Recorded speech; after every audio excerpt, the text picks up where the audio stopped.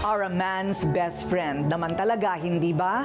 Pero alam nyo ba na bukod sa kanilang loyalty sa atin, ang ating mga alagang aso ay grabe ding magmahal. Literal na handang ialay ang kanilang buhay para sa atin, masigurado lang nila ang ating kaligtasan. Patunay dyan ang dalawang asong Pinoy na sina Sakura at Berry na nagpamalas ng kabayanihan dahil sa pagsagip sa kanilang mga amo mula sa tiyak na kamatayan. Paano ito nangyari? Ito natutukan natin ang kwento ng mga bayaning aspin na nakilalang mga The Angel Dogs. November 3, 2021. Isang pangyayari ang magpapabago sa buhay ng isang pamilya sa Taguig City. Sumiklab ang isang malaking sunog sa Upper Bikutan, tumupok sa may 50 kabahayan. Sa gitna ng trahedyang ito, ay may isang pangyayari na marahil sa pelikula mo lang mapapanood.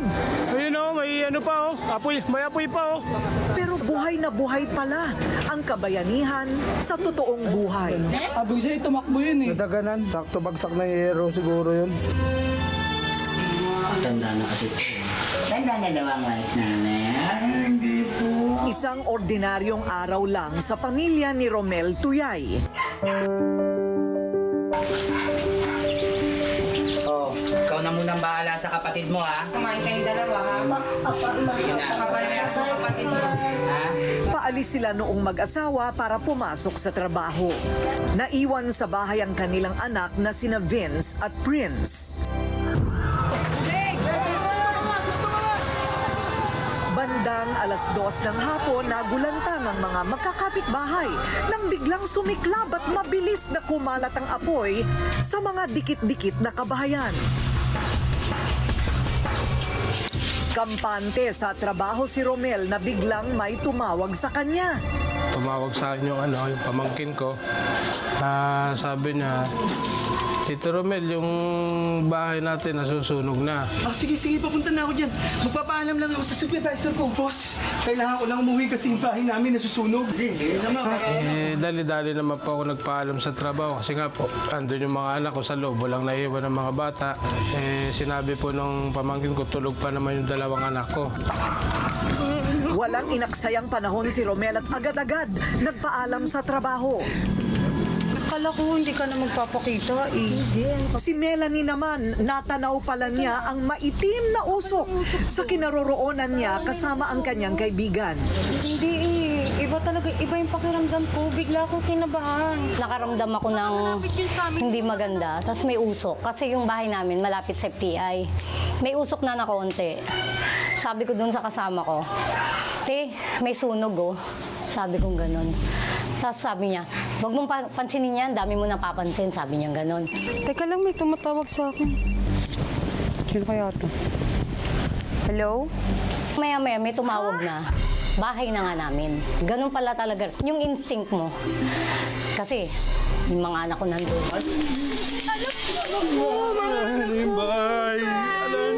Pagdating sa kanilang lugar, nakahinga ng maluwag at laking pasalamat ni Melanie nang makitang ligtas ang mga anak kasama ang kanilang ama. Yung mga anak ko, nagyakapan sa akin kagad.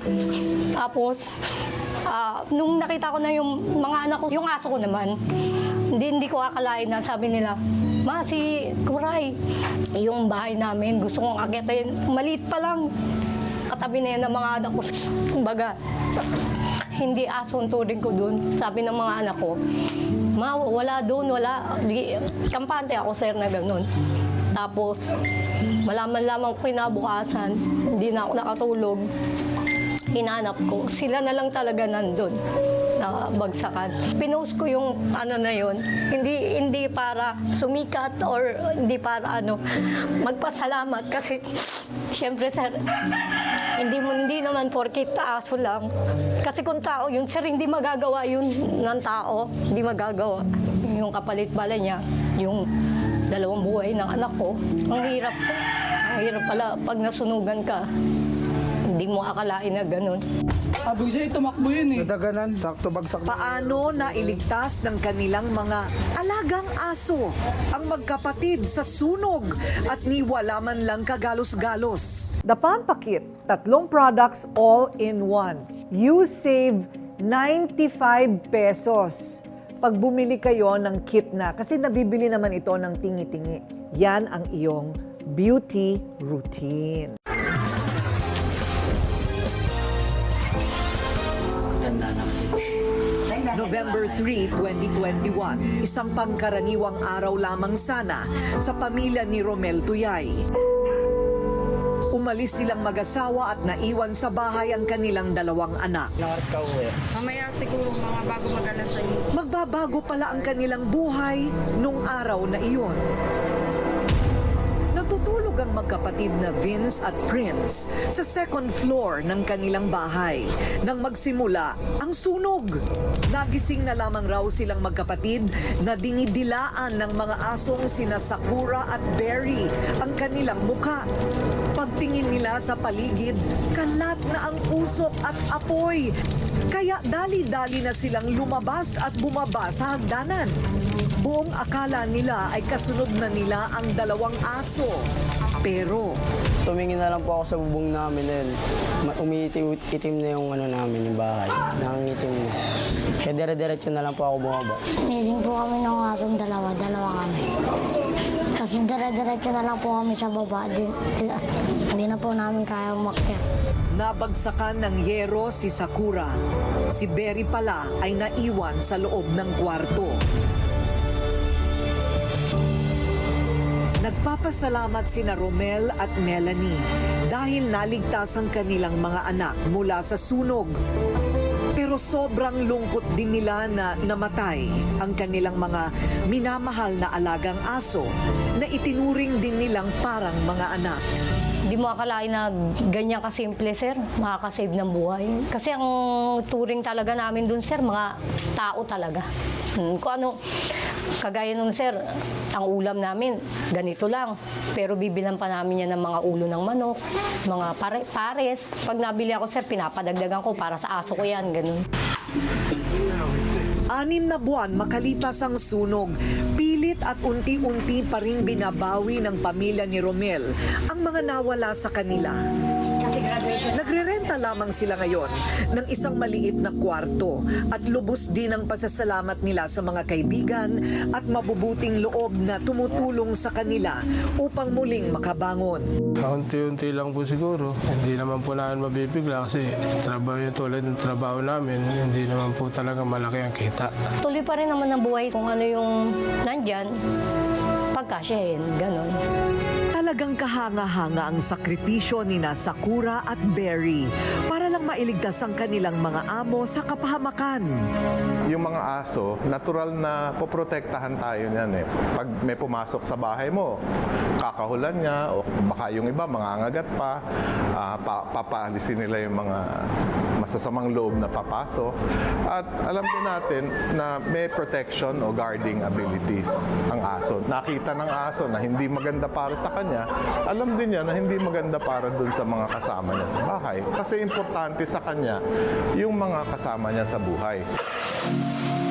Samantala, ipinaghanda namin ang isang surprise ang pamilya Tuyay sa tulong ng Lara's Ark. We are a private group that does rescue and rehabilitation of dogs, cats, and basically any animals that are victim of neglect, abuse, and natural disasters. We nourish them back to health, rehabilitate them, and we get them ready for adoption. So the process of our adoption, we're very meticulous. So we make sure that each and every adopter fits the right characteristics or personality that can accommodate dogs that have been abused. It's basically giving another chance for another dog to live a life that is full of love. And alam niyo naman po ako pagdating po sa mga aso talagang Nadurog ang aking puso dito po sa kwento ng pamilya Tuyay ng Upper Bikutan sa nangyaring sunog sa kanilang bahay. At dahil nga po sa kabayanihan at pagmamahal ng kanilang mga alaga, ay nawala sa oras si Sakura at saka si Berry. Ang kanilang kabayanihan at pagmamahal ay hindi kailanman makakalimutan. Nandun na sila ngayon sa Dog Heaven. Pero nandito ngayon ang pamilya Tuyay, kasama po natin sila dito. At ayan, nabigyan na sila ng isa. Pero bakit tayo ngayon nandito sa Rated Corina? Dahil ibibigay natin ang pangalawa. Nandito ngayon, Calby! Hi, Calby! Ito po ngayon ang ibibigay po namin sa inyo na dog. Si Calby ay neutered, vaccinated, very healthy, and masayang kasama sa bahay. Hi, Calby! O ayan, o inaamoy-amoy na kayo. Ito po mga kaibigan ang madalas na ginagawa po namin. Kami po ay nagpapa-adopt ng mga rescue dogs. Right, Calby? O cute. O, di ba? At lahat po ng aming mga aso na pinapa-adopt sa mga pamilyang nagmamahal at responsable ay healthy lahat, bakunado lahat, at spayed and neutered na. Pangako nyo, aalagaan nyo yung dalawa nyong bagong adopted na o inampo na mga dog. Alagaan nyo, ha? O sa susunod, walang iwanan, ha? Kailangan bit-bit nyo kahit saan kayo magpunta.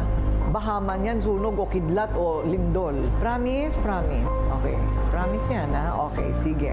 Okay, so kompleto na ulit ang Pamilya Tuyay. At ang kabayanihan, syempre, ni Sakura at ni Berry, hindi kailanman makakalimutan. Yes, ma'am. Pinapangako po namin na alagaan po namin siya ng hindi lang po hayop, parang tao din po. Yung ginawa po namin kay Sakura at Berry, masihigitan pa po namin para mas maraming ma-inspired na mga tao na mag-alaga din po.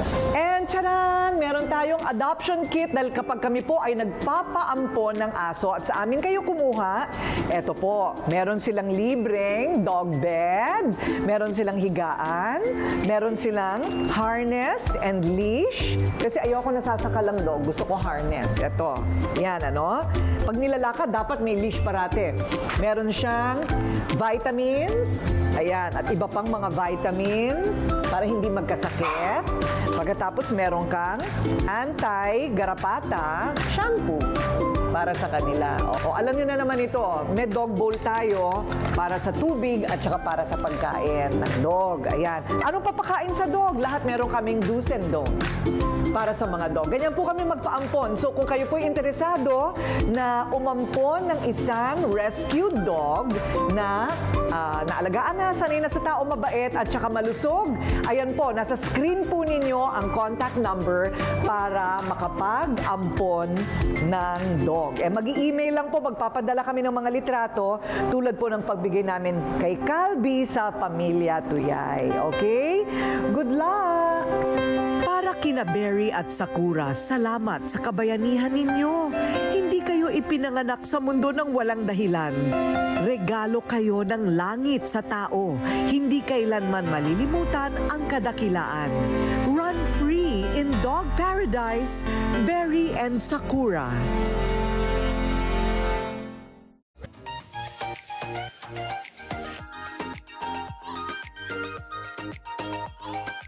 The Pampakit. Itong Pampakit, ang bago nating packaging is meron na siyang bintana. So, hindi nyo na kailangan buksan. Naku, yung mga miron, bubuksan, tatanggalin para makita kung nandiyan ba talaga sa loob lahat ng 3 products all in one. And you save 95 pesos pag bumili kayo ng kit na. Kasi nabibili naman ito ng tingi-tingi. But if you buy the kit, you save almost 100 pesos. Sayang din yan, di ba? So inside, you have facial wash, and then the toner for pH balance, the micellar toner, and the bestseller 15-gram K-Magic Facial Skin Cream. Yan ang iyong beauty routine. Okay? So, ito ang tinatawag nating Pampakit.